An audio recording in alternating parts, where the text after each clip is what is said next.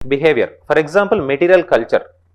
So tell me one material, pot, right? So pot shows your cultural element.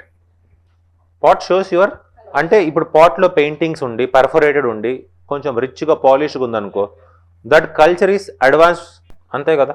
So but అలా కాకుండా crude ఫామ్లో ఉంది, rudimentary ఫామ్లో ఉందంటే that culture is not that much advanced in the mode of tool and technology.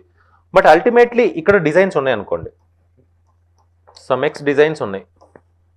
So ఏంటి అంటే ఒక generation తర్వాత ఏమవుతుందంటే ఈ పాట్ అనేది వెళ్తూ ఉంది. సో వెళ్తూ ఉన్నప్పుడు ఏంటంటే ఫస్ట్ ఒకప్పుడు వేసినప్పుడు దేనికోసం ఏంటంటే రికగ్నిషన్ కోసం వేసాడు అనుకో. ఈ ఆర్ట్ వర్క్ దేనికోసం వేసాడు, రికగ్నిషన్ కోసం వేసాడు అనమాట. సో మెల్లమెల్లగా వెళ్తున్నప్పుడు ఏంటంటే ఆ రికగ్నిషన్ అనే కాన్సెప్ట్ నువ్వు మర్చిపోయావు.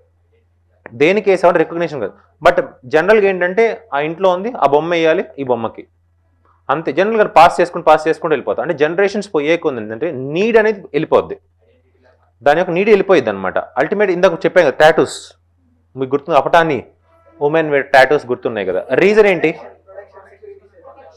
ప్రొటెక్షన్ కదా.